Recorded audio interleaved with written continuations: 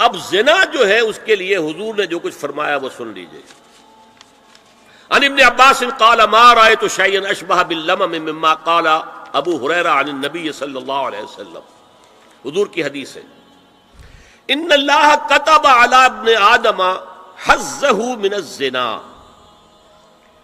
ادرک ذلك لا محال. اللہ تعالیٰ نے ہر انسان کا زنا میں ایک حصہ لکھ دیا ہے جو اس کو پہنچ کر رہے گا. فزنا العین النظر، آنکھوں کا زنا ہے نامحرم عورت کو دیکھنا، یہ بھی زنا ہے. اگر زنا کو روکنا ہے تو یہاں پر بھی قدغن لگے گی.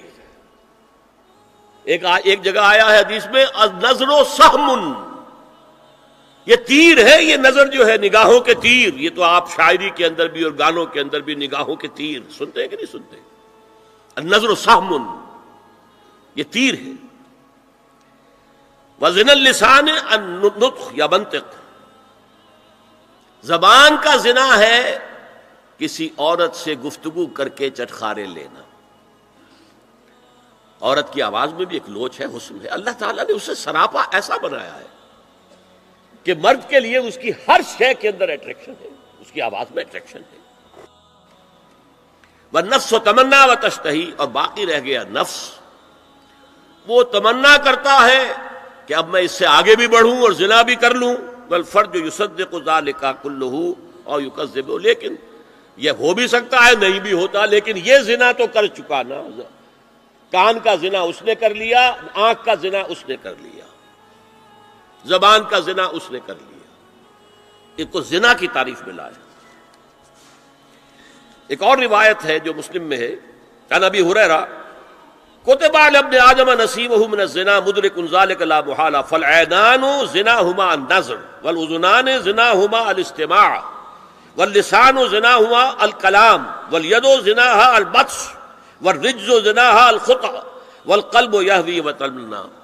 یہ زبان کا بھی زنا ہو رہا ہے، کان کا بھی زنا ہو رہا ہے، ہاتھ کا بھی ہو رہا ہے، کہیں لمس کیا ہے عورت کے جسم کو، ہاتھ ملایا ہے اس سے، اور چل کر کہیں جا رہا ہے دیکھنے کے لیے، یہ پاؤں کا زنا ہو رہا ہے.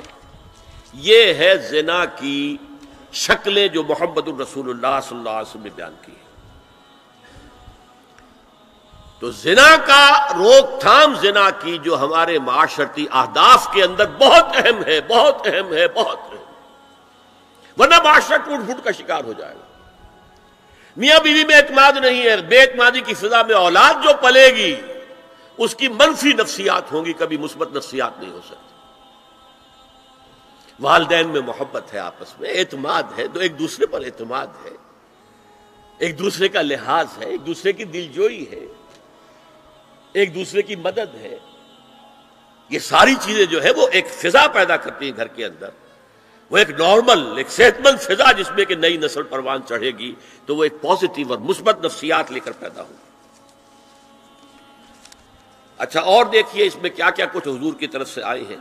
حضرت جابر ابن عبداللہ فرماتے ہیں من کان یؤمن باللہ والیوم الآخر فلا یخلون بامرأۃ لیس معها ذو محرم فإن ثالثہما الشیطان.